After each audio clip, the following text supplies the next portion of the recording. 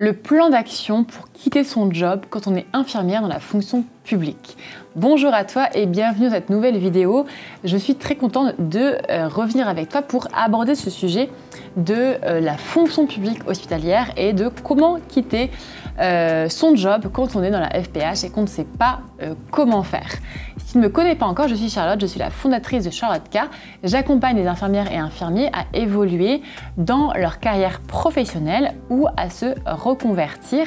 Si ce n'est pas fait également, je t'invite à cliquer juste en dessous sur le bouton rouge pour t'abonner à ma chaîne puisque tous les jours, tous les matins, je te publie une nouvelle vidéo sur des évolutions de carrière possibles ou des reconversions possibles après infirmière. On parle aussi de mieux-être au travail, donc j'invite vraiment à t'abonner pour avoir la notification avec les sujets de vidéos qui vont sûrement t'intéresser.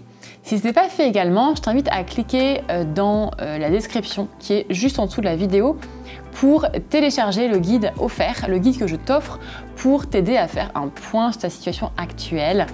C'est un cadeau qui est gratuit donc où tu vas pouvoir justement poser à plat ta situation professionnelle actuelle, faire une introspection et voir quelles sont les actions à poser pour la suite. Donc vraiment, je t'invite à cliquer dessous pour le télécharger dès maintenant. Et du coup, c'est parti pour cette vidéo où je vais te partager les conseils pour quitter son job quand on est infirmière dans la fonction publique. Alors, premier point que j'ai envie de te partager avant de commencer, c'est déjà de faire attention avant de quitter la fonction publique hospitalière pour être sûr que c'est le bon choix. Donc tu vas me dire, c'est bizarre, tu fais une vidéo sur comment quitter la fonction publique et tu me dis, attention, t'es pas sûr de la quitter. Mais pour moi, c'est vraiment important parce qu'il faut que tu saches que on accompagne des dizaines d'infirmières et d'infirmiers chaque mois dans leur évolution professionnelle et que j'ai remarqué que parfois, j'ai eu vraiment le cas que parfois, rester dans la fonction publique, c'était la bonne solution pour le projet professionnel.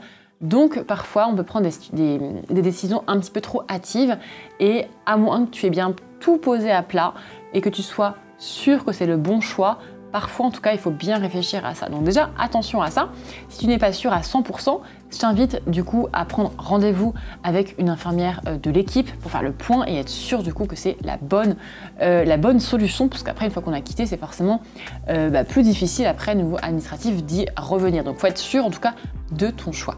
Ensuite, deuxième conseil que je vais te partager, c'est déjà d'avoir un plan B.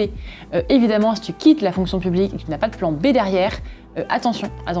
Donc prévois un plan B derrière, un plan B qui tient la route évidemment, même si en tant qu'infirmière, je ne suis pas tellement inquiète sur la suite, hein, tu trouves du boulot facilement, mais et un plan B qui tient la route pour la suite parce que si tu quittes quelque chose mais que tu n'as rien derrière, attention. Donc trouve ton projet, trouve le projet qui va te correspondre avec un plan B qui est solide, même si tu as un plan B temporaire et un plan C plus tard derrière qui va être solide. Voilà, il faut vraiment que tu aies un projet qui soit stable, en tout cas solide pour la suite si tu quittes actuellement la FPH. Ensuite, donc troisième point, parce que je pense que c'est ça qui t'intéresse, c'est comment faire pour quitter la fonction publique.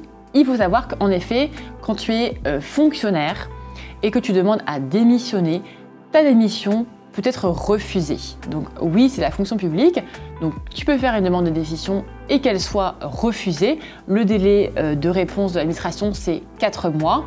Donc si c'est le cas, il faut que tu sois préparé, il faut que tu saches que ça existe.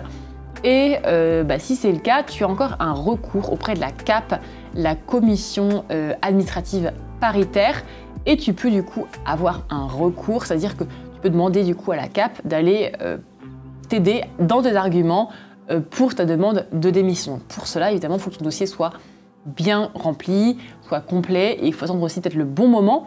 Donc peut-être qu'il y a des choses encore à revoir pour ton projet, mais sache que tu as recours après si ta demande de démission n'est pas passée au niveau de l'administration. Ensuite, sache également qu'il y a des exceptions.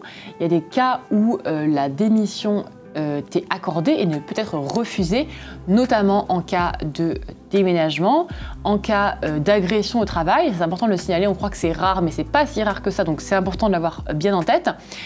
En cas également de création d'entreprise, et il y a d'autres situations en tout cas qui existent. Là, tu peux aller voir sur le site du gouvernement facilement. Mais en cas de création d'entreprise, c'est aussi un droit pour toi de pouvoir démissionner facilement de la fonction publique hospitalière. Donc il y a plusieurs, la fonction publique tout court d'ailleurs, en tant que fonctionnaire, donc il y a plusieurs cas de figure où tu vas pouvoir demander plus facilement ta démission. Ensuite, dernier conseil que je peux te partager, si vraiment tu es bloqué au niveau de la fonction publique et tu n'as pas le droit de démissionner, eh bien c'est de penser à la disponibilité. Ça peut être une solution de manière temporaire au début, te dire voilà, là pour l'instant je ne peux pas, je demande une dispo, et après c'est plus facile quand tu es en dispo de demander une démission parce que tu n'es plus en poste. Donc c'est souvent, en tout cas des retours que j'ai eus, c'est souvent plus facile parce que tu n'es pas dans les effectifs de l'hôpital, tu es en demande de disponibilité, enfin en disponibilité d'ailleurs. Donc ça peut être la solution pour toi si vraiment pour l'instant la démission t'est refusée malgré un recours à la CAP.